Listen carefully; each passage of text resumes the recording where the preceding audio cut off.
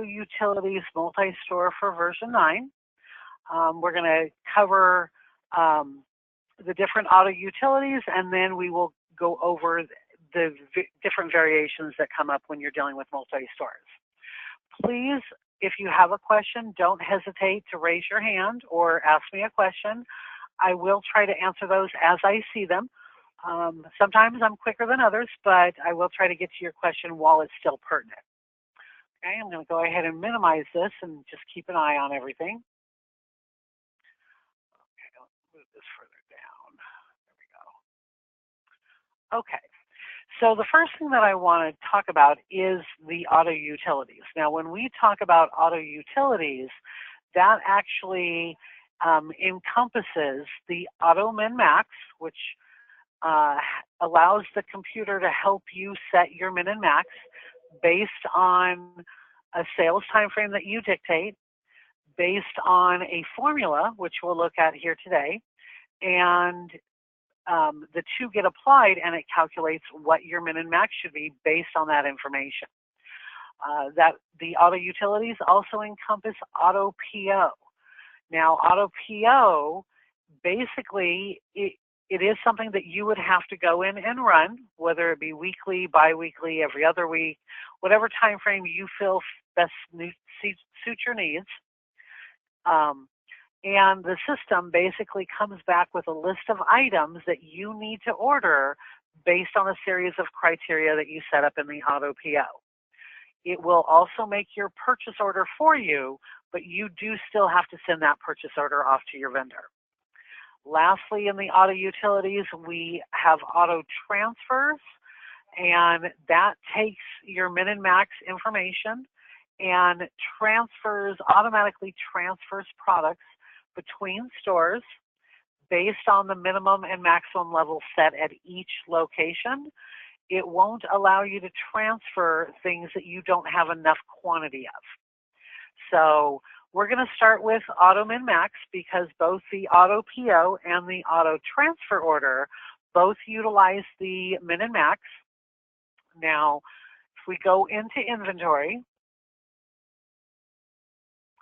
on the side menu, I have a utilities button, but you may have an auto min-max button on your side menu. I've grouped some of my less used utilities together under one button, and one of those buttons is my auto min-max. Okay? Now, auto min-max, basically, all of the auto utilities are wizard-based, meaning that they're going to walk you through a series of questions. You answer them, you click next, it brings up another series of things you need to check on. So the first thing we're going to do is we're going to look at calculating, we're going to look at changing the min-max options. So the first thing that we're going to do is tell it what sales time frame we want it to look at. So this could be year to date, this could be the last 365 days, it could be the season that you're getting ready to order for, but for the previous year, it could be for whatever time frame that you want. Now, I don't have enough sales in my Retail Pro to actually get any kind of good data out of a particular time frame, so I'm going to leave my time frame blank so it looks at everything I've ever rang up in Retail Pro. Okay, you can set up a filter. Okay, there are some different filters, default filters to choose from. If you click on Edit, it'll show you what's available on that filter. I'll click OK. Maybe I want to go with this default one. Okay, that has nothing in there. That's not the one I want. Let's see what we have here. Okay, so again, fairly blank filters here, although it looks like the min and max one is the one that has some of the most commonly used fills. Lastly, after you've set up a day range, you want to choose the store or stores, you can choose more than one, that you want it to analyze the sales for. So once you've set up this screen, it is very important that you click on this Analyze Sales button right here. If you don't do this, nothing else is going to work. So it's going to go through, and like I said, I don't have a lot of sales, so heaven only knows what kind of results we're going to get. But now that I have analyzed the sales, I can click on the next button, and it's going to take me down to the formula definition. Now, this is usually where we lose most people, okay? So I'm going to create a new formula, and we'll just call it webinar, okay? Now, I have a minimum details tab and a maximum details tab. Let's deal with the minimum first, okay? So basically what I'm telling the computer is anything that I sold 0 to 99999, I wanted to set my minimum based on how many I've sold. So because of this, a lot of times I will change this to be sold 1 to sold 5, okay? It could be any number that you want to put in there. It could be 10, 25, whatever you want, okay? Now, the condition on this, you'll notice it immediately made me a second line for anything that I've sold more than 5 of. In the condition, I usually go the greater of, okay? And what I'm looking at the greater of is either my days of supply, how long it takes from the time that I send off my order to the time that I actually receive it. That's how many days of supply I need to cover, because I can't get anything any quicker than that. So let's just say, for argument's sake, that I'm going to put 30 in here. It could be 45, it could be 14, it could be any, whatever that time frame is. If I send off a PO today, I need to know that I have enough to get me through the next 30 days until that product shows up. So I want it to be whatever number is greater, either based on my sales, how many I sell every 30 days, or this arbitrary quantity that you put in here. So I'm going to just put in a 2 here. So whichever number is greater, how many I sold in a 30-day time frame, or a quantity of 2. So if every 30 days I sold 1 unit, the greater of those would be the quantity here. But if I need 3 for a 30-day time frame, that's going to be the greater number. Okay? You can also put in a percentage of increase. So if you're looking at last year's sales to base your minimum and maximum on, you can put in an increase, a 3%, a 1%, whatever you want there. We tend not to use that very often, but if that's important to you, you can most definitely use it. You can also tell it, even though it's looking at a 30-day time frame, annualize your sales. Now, this is even more rarely used because most retailers deal in either seasons or high and low periods. You know, if you carry a lot of sandals and flip-flops and that type of thing, and you're in Minnesota, probably don't sell a lot of flip-flops in the wintertime. Not a big call for it. But maybe it's your best-selling item in the summer. So for that reason, I don't want it to annualize those sales, because what I sell in the summer is vastly different from what I sell in the winter, and I don't need that many shoes in stock as a minimum in the winter. I just need it in stock as of the summer. Okay? Now I'm going to go ahead and set this bottom one here to be greater than, and again, my 30-day supply. 30. Okay? Only this one, I want my minimum to be 6. Okay? Because that's my lowest number over here. Okay? Now, once I have, take that out of there. Once I have my minimum built, I'm going to flip over to the maximum detail. Now, this is very similar. In fact, I do recommend that you try to keep it the same as far as the sold from and to. Okay? Now, I know that my days of supply is 30. And so for my maximum quantity, I want to set it to my maximum to be 5, because that's what I've sold in that time frame. Now, you'll notice that I'm going with a lesser than, okay? It's up to you if you want to go with greater than or lesser than. For a maximum, it works either way. I'm going to go with a greater than. So I know that my maximum is going to be a minimum of this quantity right here. Okay? Same thing, I'm going to do the same thing here. And I'm going to say I want 15 to be my maximum here. Okay? Now, once I've done this, I can save this.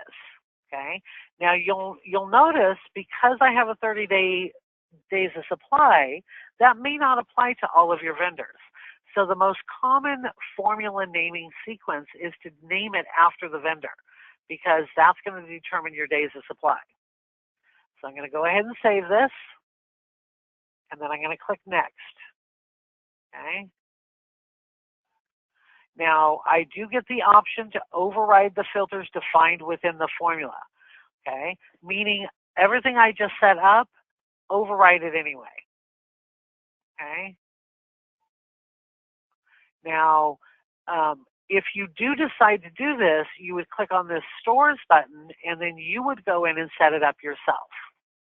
Or if you want it to calculate your min and max values, okay? You can also have it round up the min and max. I'm not going to do any of this. I'm just going to click on the Calculate Levels. Okay? So once I've done that, I'm going to go ahead and click on Finish and save my changes.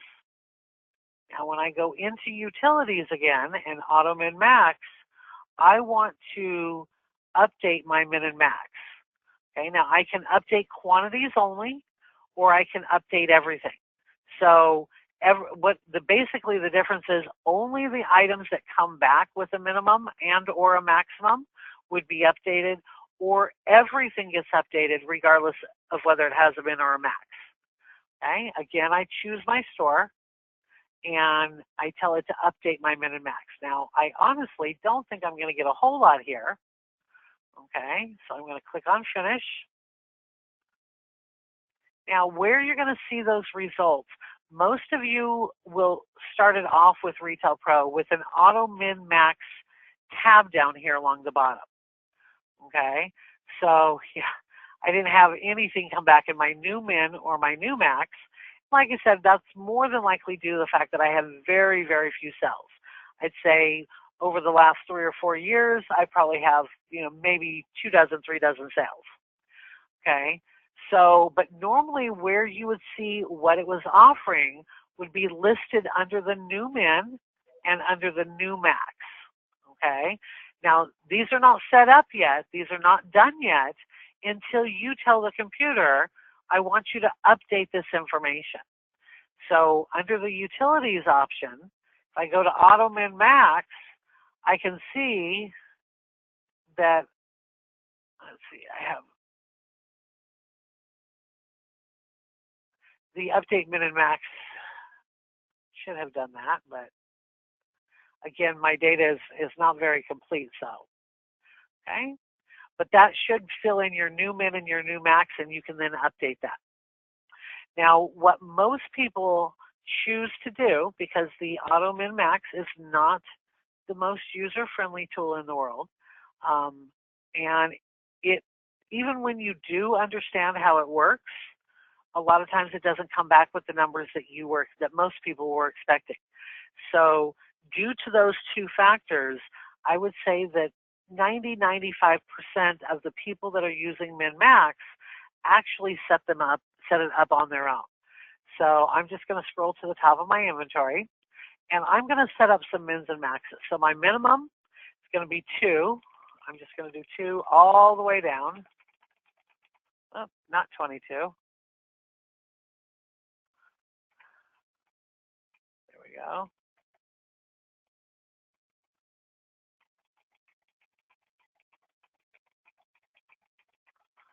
And I could do any number here, and all I'm really doing is 2 fingers, one on my number pad section, one on my down arrow.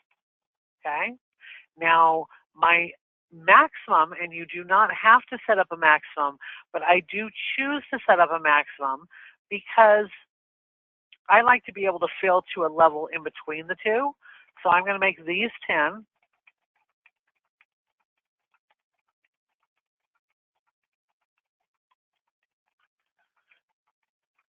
And although it's not fun and it's, let's see.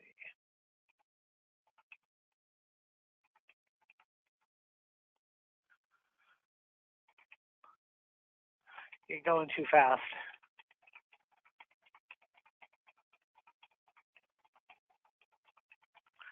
Okay, that should do enough for me to be able to show you all the other tools. And that really is how you can manually set up the min and max to be whatever numbers you want based on the department, based on the vendor. You can filter it down and set it up however you choose. Okay? So the auto PO, if we back out to the main screen and we go to purchasing and auto PO is a lot more straightforward than the auto min max was. And we're just basically going to work our way through this screen. Okay? So I'm going to go ahead and click next.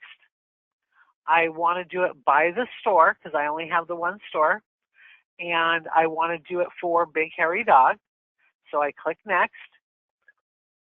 Now the Pio type, because I am a single store, my Pio type is going to be drop ship.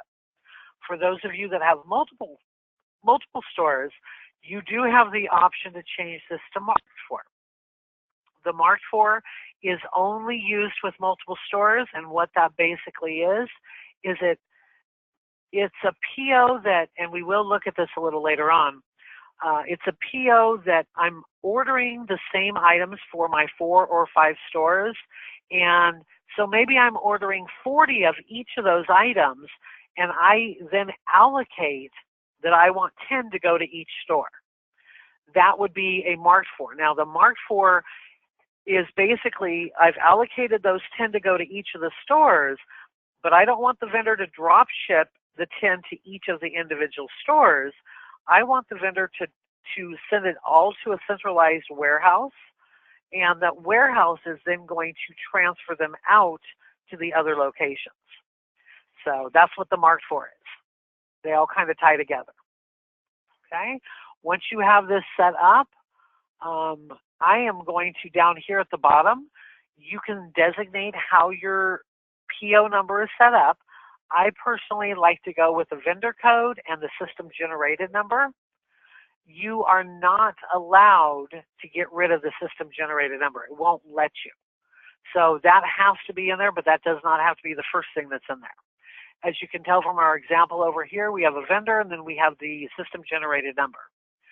I like to do this because it makes it very easy to see what POs I've manually made versus what POs have been auto-made that I've approved.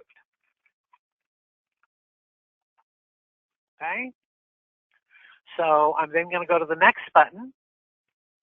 I choose what associate I want it to show up under, and in this case, sysadmin will work. My order date is always going to default to today's date. My shipping date, I can make it the same as my order date. Okay, there we go. Or I can say, no, make my ship date 3 days after my order date. Okay, so it depends on who you're placing the order with and how you like your ship dates to show up.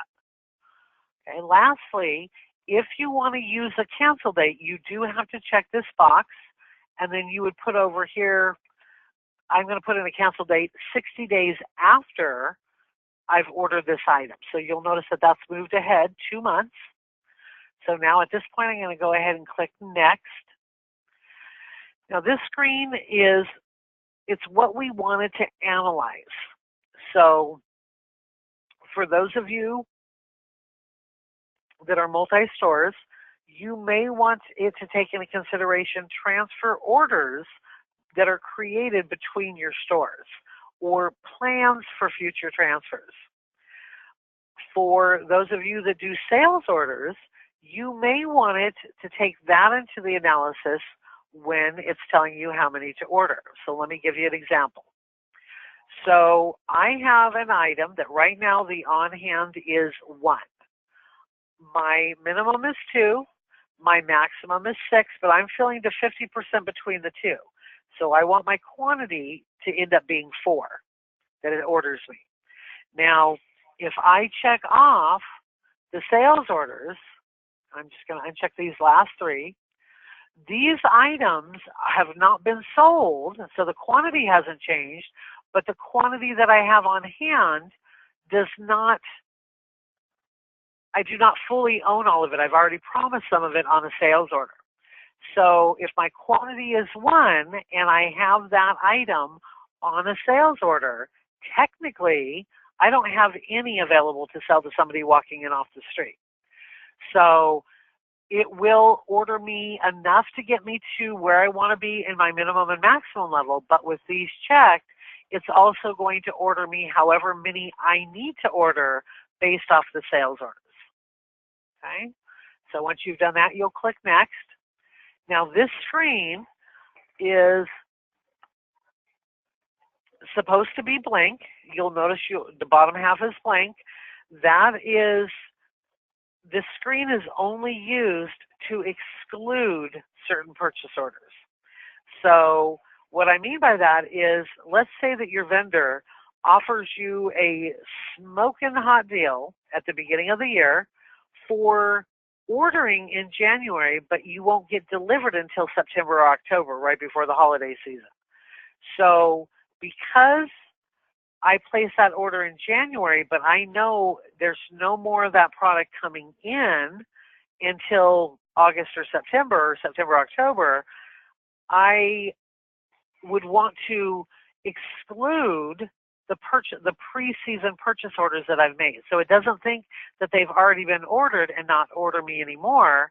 I needed to order me all that particular basic item month after month after month, and not look at the PO that I made in the pre-season, ordering a whole ton of them. So if you do order pre-seasons, but you fill in on those all year long, you will want to exclude the date range on that purchase order. Okay. Now you can also exclude purchase orders that are past their cancel date. Don't look at those if they're past their cancel date. Okay. So I'm going to leave this blank, and I'm going to go ahead and click Next. Now, again, I can fill to a minimum level, a maximum level, or someplace in between. Okay. Now, personally, I like to fill to 50, only because it's a little bit more than I need at the bare minimum, but it's not so much that I'm running out of room for them all. So I usually set it to 50. Now, do not use min level as the reorder point. I plan to use minimum as my reorder point, so I do not want to check this. Instead, I want to have this order to fill min and max levels. Okay? Now I'm going to go ahead and click Next.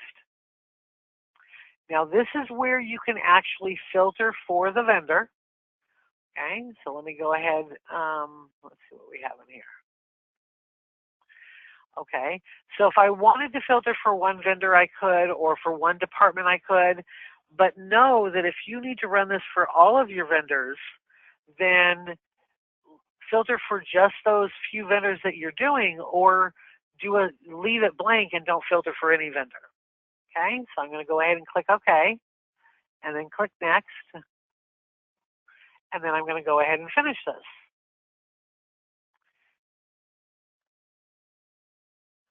Okay, so apparently there wasn't anything that I needed to order, although I could swear that I did have some things, so let me double check.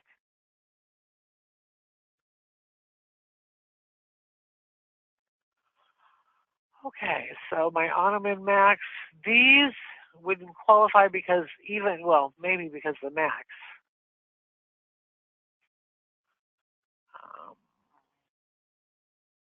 These should definitely order.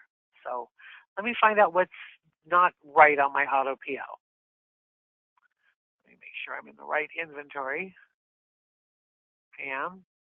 Oh, I'm in the warehouse, that's why. Okay, so let me...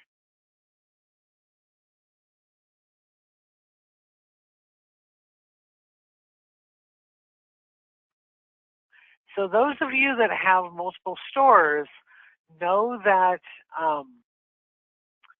you can set up a different min and max for each location, because not every store has the same sales volume that your main store does, or the same floor space. Okay, so I'm going to come in here, and again, I'm going to set up my minimums.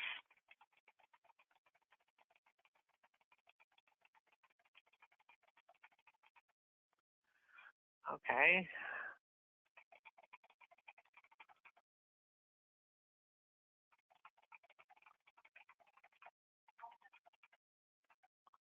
Okay, and then I'm going to go back up to the top and set up my maximums.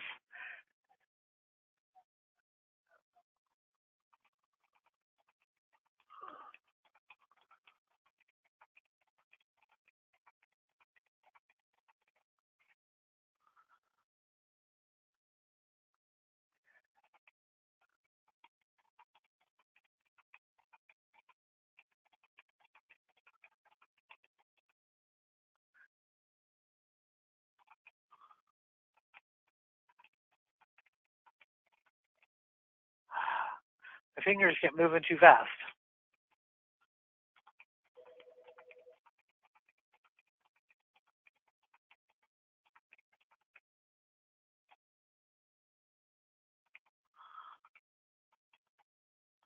Okay, so now I'm going to go ahead and back. Now that I have min and max in the store that I was looking at, I'm going to go back to the auto PO. I'm going to click next. I'm going to choose my store. Next. I have my system all set up to give me my PO number. Okay, I do want to leave those dates alone. I am going to check all of my sales orders and my purchase orders, but now I'm going to go ahead and click finish. Let's go back one more. Oh, we're good. Okay. And then next. Finish. So these are all of the items that I need to order. So if you do not have this column I'm about to add, definitely add it to your screen because it does help you. And that is the adjusted on-hand quantity. So designated, there we go. Okay, so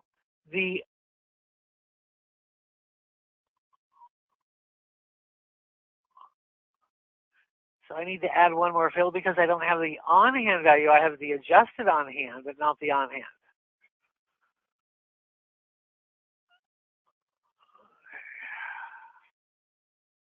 Oh, I guess I do. So right here, here's my current on-hand for this store, okay, or the subsidiary, and here is my maximum for those. Now over here to the side, the destination adjusted on-hand. So I'm going to kind of flip these around a little bit. There we go. So you'll notice that my on-hand is not the same as my adjusted on-hand. Now this item right here, because it started off negative, this coming up to a 0 means that I have those on order already. So Carlos wanted to know, when should company min and max be used? Company min and max is most typically used if you're doing marked for POs where everything's going to a central location, and then you're basically setting your levels high enough that it's going to cover the whole company. So a lot of times what people will do is 5 stores, I want a minimum of 5 at each store, so I'm going to set my company minimum to be 25 because that's a combination of all 5 stores minimums put together. That's typically when you would use it. If you're a single store, you would never use it because company and store for you are one and the same. Okay, good question though. Okay, now because this is negative on-hand 3, but I show a 0 in my adjusted on-hand, when this adjusted on-hand is higher, that's because it found this item on a purchase order. Okay, and once that purchase order comes in, it'll get rid of these negative 3s. Okay, on this one, because the on-hand is 0, but the adjusted on-hand is negative, that lets me know that these 2 items and this item down here, they're all on a sales order.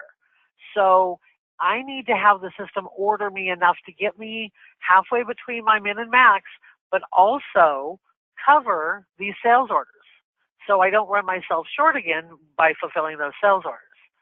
So you'll notice I do like to put what my min and max is right here by the side so I can see it, okay? And so you'll see that on some of these, like on this one, I'm at a -1 quantity right now, but with my purchase order coming in, it will bring my quantity up to 4 once I receive that in. So this number is really what it's basing how many to buy on. So my minimum is 2, maximum is 10. To get halfway between 2 and 10, that would be 6. So at a level of 4 on hand, I only need to order 2 more to get me halfway between min and max. On the flip side of that, if I come up here, my minimum is 1, my maximum is 10, halfway between those is 6, and so it's going to tell me to order 1 extra because these are both sitting at negative. Okay? So this is what the computer is suggesting that we order. Now, you can change this number if you choose to. Maybe I want to order 2 of these. Okay? So you do have the ability to change up what the computer says you should order if you choose to. You also have the ability to not order something at all. So maybe this last item down here, the reason that it's at a 0 on hand is because I don't want to order it anymore. So I can unmark that particular item. So if I unselect it, my little check mark goes away over here on the side. Okay?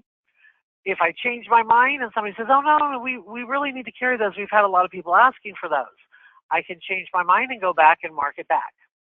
You also can double click on the check mark and double click it back if you choose. Okay? Now once you and the computer agree on this list that it's telling you to order, you can click the OK button. Now you may notice, because I didn't filter for any vendor, I have 2 different vendors showing up in here. All that means is the system's going to make me 2 purchase orders instead of a 1 single vendor purchase order. So I'm going to click OK, and then let it write those changes back and create the purchase order. So I click OK, and I'm back to my main screen. Now I'm going to go to Purchasing and Purchase Orders, and I will see here are the 2 POs that it just made. So if I go to this one right here, and I look at Form View, there are the quantities that it told me to order from that vendor. Same thing with this one. Okay, there's all the things that it told me to order for that purchase order. Now, typically what I do at this point is I will edit the associate to my name, and I will change the PO to match what everything else is, if you choose to. You don't have to do that at all. That's not a criteria. But the main reason that I do that is because my main reason is because that way it's easy for me to tell which auto POs I've dealt with and sent off and which ones I haven't dealt with and sent off. So by changing something about that PO, it clues me in that that I've dealt with them. So I'm sorry, something just distracted me. So at this point, once you've changed what you're going to change, you would print this off, fax it off, email it, whatever you normally do with your purchase orders. You get this sent off, but guess what? The computer did most of the hard work for you. So I'm going to go ahead and inactivate these. Okay, or at least, let me go ahead and inactivate these. Now that my auto PO is set up, I'm going to go to Purchasing and Auto PO, and now all I got to do is click Next all the way through, because everything's already set up. I don't need to set up anything. Okay, so let's say I'm going to fill to the max level. I'm just going to change that this time around. Okay, I click Next, Finish. So it brings back all of the items that I just inactivated the PO on, because as far as the computer's concerned, that PO never got fulfilled. Okay, and again, I have all the same capabilities. I click OK.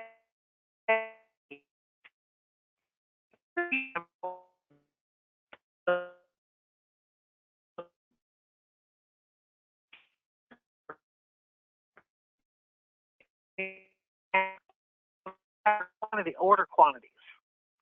Okay. So any questions about the auto PO? Okay. The good news is it's very user-friendly, and once you get it set up the first time, it doesn't take much to just tweak it here and there as you need to. Okay. Now, let me go ahead and I'm going to go ahead and receive those in just real quick. So I have those quantities in my inventory.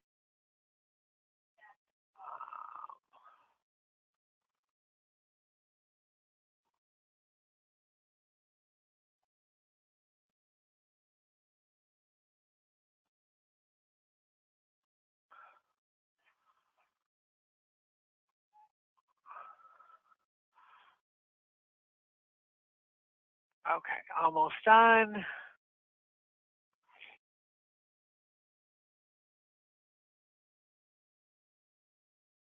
Okay, so now I have those quantities in there, and my my POs. I can go in there and inactivate them because everything has come in, and I'm at 0% unfilled. Okay, so I'm going to go ahead and inactivate both of these. Now, back on the main screen, underneath purchasing, but also underneath transfers, I'm going to go to transfers first. We have the auto transfer option. Okay. Now, auto transfer would only be used if you have multiple stores. If you only have a single store, you would. Okay.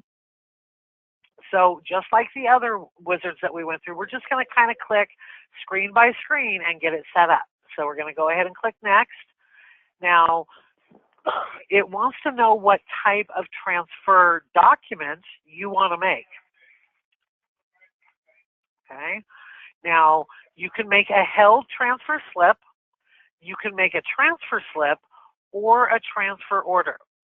Now, the reason I have mine set for held slips is, quite honestly, I want to have the ability to add to them or tinker with them after the document is made.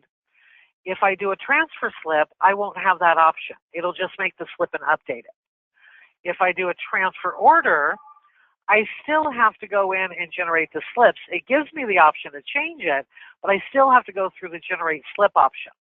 Whereas the held transfer slip, the slip is already made, it's just being held in the held area, so I can unhold it, change it up if I need to, and then go ahead and update it, and that transfer slip becomes real. So that's the reason why that I generally go for a held transfer slip. Again, I choose what associate I see on there. Okay, I can enter in an order date or an activate date, so I don't want this transfer to kick in until such and such a date. Okay, I'm going to go ahead and leave this all blank and go to next. Okay, so still we are on the distribution. Okay, so we're on the source. Who's sending it out? Keep that in mind. Okay, so right now I'm on the source side. So the store that's going to send those out is going to be, I'm going to make it the actual store. Okay, now if I wanted to filter it down to just, a particular department, particular vendor, I most certainly could. Now down here, the most common setting down here is the available percent to distribute. You'll notice it's at 100% versus the forced distribution percent or the specified quantity to distribute. The difference between these is the available percent to distribute is going to send whatever I have available without running me below my minimum and maximum. Okay, so if I have 15 and you need 7 of them, but my minimum is 10, I will send you 5, and then I'll owe you 2 more. Okay, when I get more in, this transfer, it won't let me transfer anything more than I have quantities for. Forced distribution doesn't matter what your min and max is, doesn't care about anything other than you told it to transfer the product. This is most commonly used when we've had companies call us up and say, I'm getting ready to close a store. How do I move all the inventory back over to the warehouse? The quickest, easiest way to do that is to do a auto transfer with a forced distribution.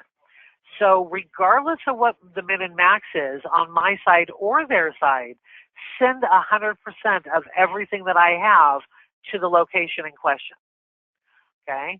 And then specified quantity to distribute is kind of self-explanatory, but you end up picking a number that maybe on some items that works, but on other items it doesn't.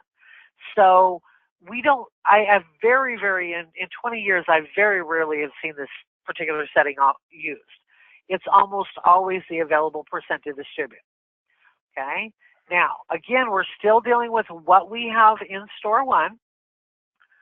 So I wanted to take into consideration any outgoing transfer orders that I've already created from my store one.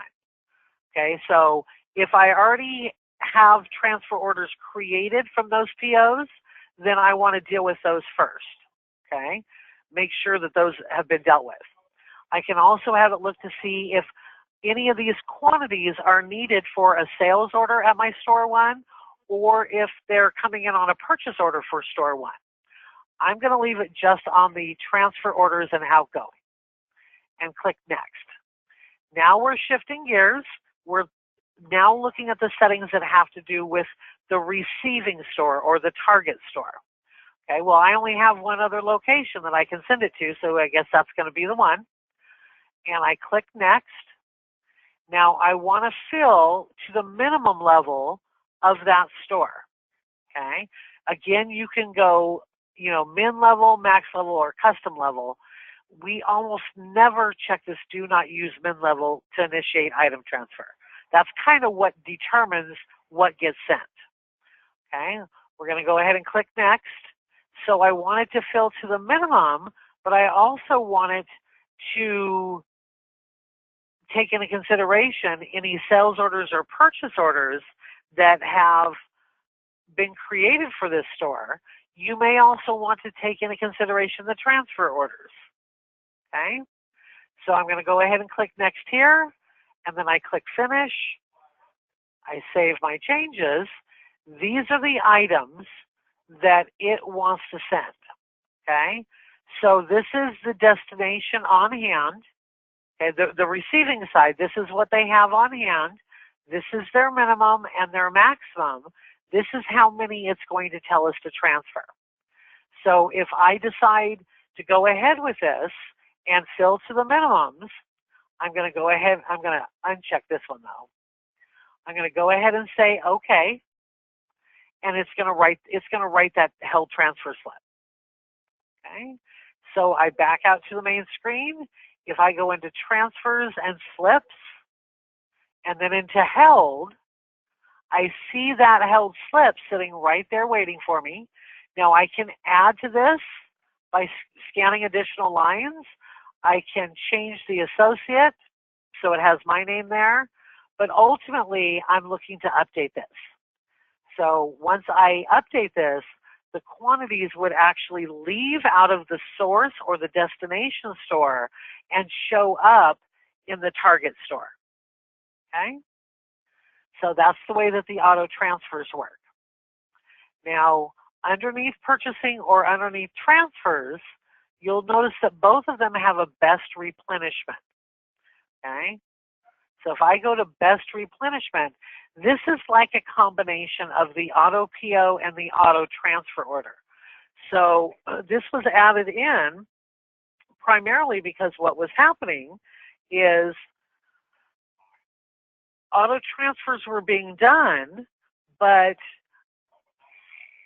or auto POs were being done, and companies were ordering a lot of product from their vendors, and then they realized that they didn't really need to spend that extra money because they could have just had the other store transferred over.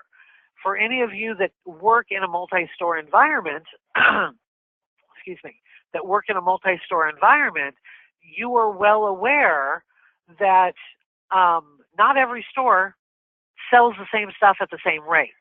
So if you have one store that just can't keep a particular item on the shelf, but you have another store that they can't seem to sell that item to save their life, that's the perfect example of a best replenishment. So before I reorder and spend money to increase the quantities at the store that's selling them like gangbusters, I'm going to transfer them from the store that's not selling them so well before I spend it, because I've already spent the money on those items.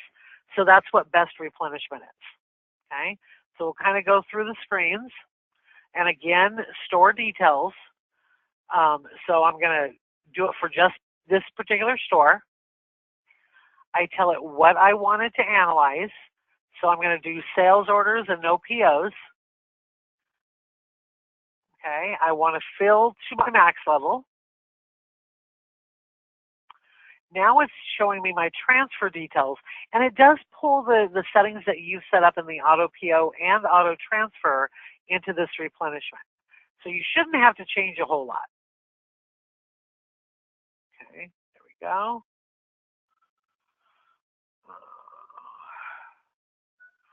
Okay, I'm going to scroll through that, go through that, and then click Finish. Okay, so this is the only item that I can actually transfer and not have to spend any extra money on it. Okay, I click OK. That's going to make a transfer slip, a held transfer slip for the item, for that one item. So if I go into held, oh, let's look under, maybe it was that it ordered it. Let's look under the POs. Yep, there's the one. So you'll see it's just that one item with a quantity of 2. There was no way to replenish from the other store first before it actually told us what we needed to order. So that is the best replenishment. Okay. Now,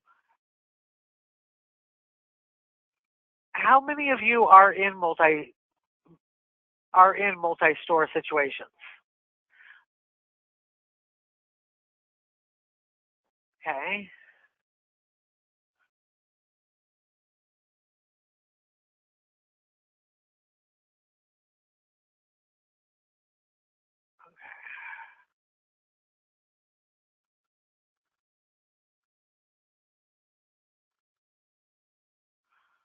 Okay. Bear with me. I'm just trying to. I wasn't sure if I had answered your question, Carlos, or if you'd asked another one. So,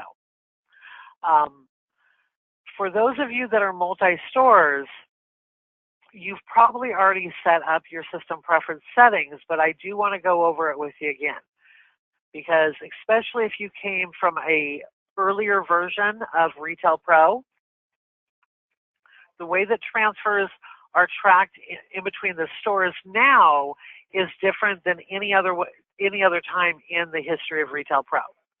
Well, at least as far, I've only seen as far back as version 6, but so in system preferences, we want to go to local preferences and then transfers and then general. The setting that is really important is these two fields right here. So I'm going to change one to be Voucher Auto Verify, the other one to be ASN.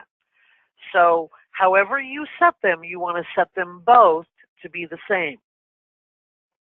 Now, Voucher Auto Verify would be that when you do a transfer from the main down to the remote or vice versa, that the voucher automatically gets created and updated. So no human contact has to be done in the computer at all as far as that transfer. If you go with ASN, when we make the transfer, it's actually going to make the advanced shipping notice, and that is something that we can alter once we turn the ASN into a voucher. That is going to give you a little bit better checks and balances because you can go in there and change things without having to reverse anything. Okay, so but those are the two options that you have for transfers. Like I said, you want to make sure that they are both the same. Okay. Now, a lot of times we hear, well, what's the difference between a transfer slip and a transfer order? The difference is it's the same difference as a purchase order and a voucher. This transfer order is the equivalent of the way that a purchase order affects a voucher. A transfer order is a plan for a future transfer. It isn't actually moving the quantities. This is just what our game plan is to when we do get ready to do the transfer. The slip is the actual document that moves the quantity out of one inventory into another inventory.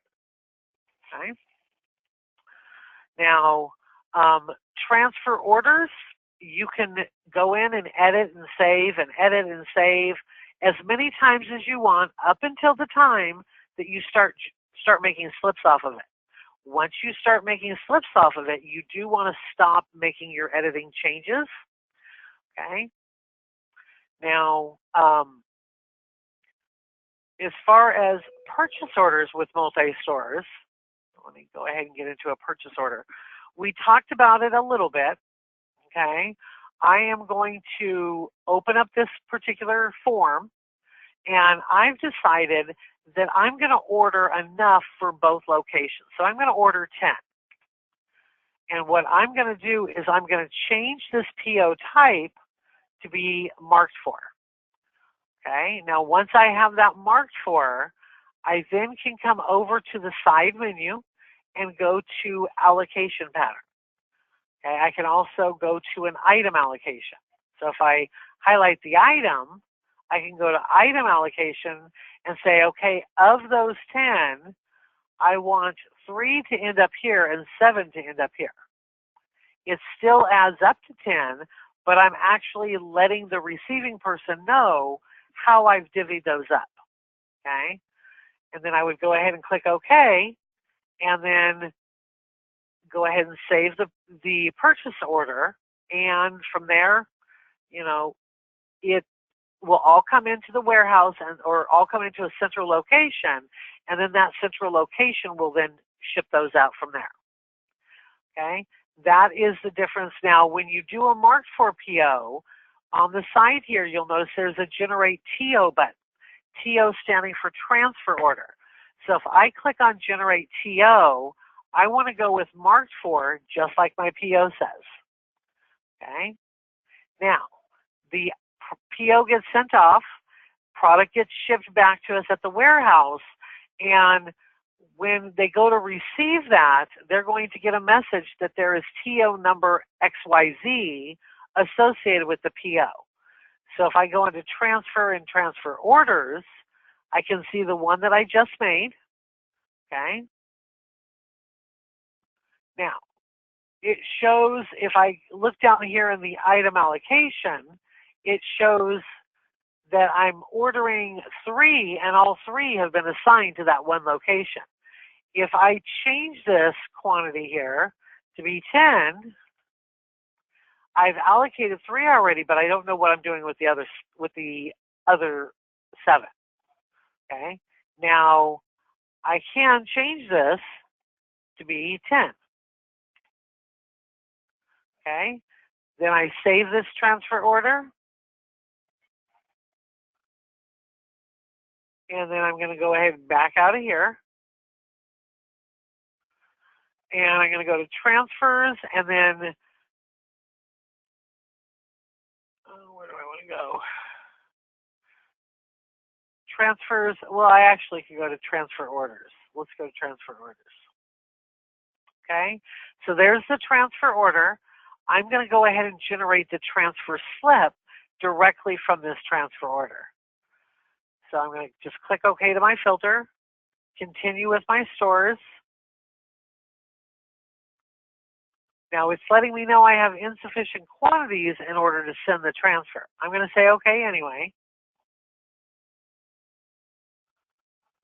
Okay, now, if I had sufficient quantities, when I clicked on Generate Slip, it would have created the slip for me. Okay? So that is the drop ship versus the Mark IV.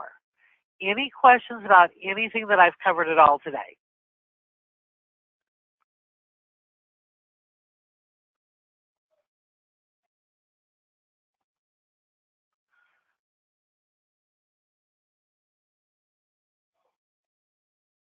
Okay? If no questions, then I will let everyone get back to work, and I want to thank you again for joining the Auto Utilities Multi-Store Training.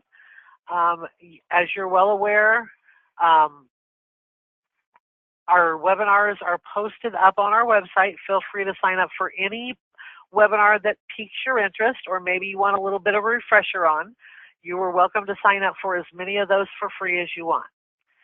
Again, I want to thank everyone for joining me. I know it takes a little bit to take time out of your busy days, and I really do appreciate that you found some time to sit down with us today. Thanks again, and everyone have a great day. Bye-bye.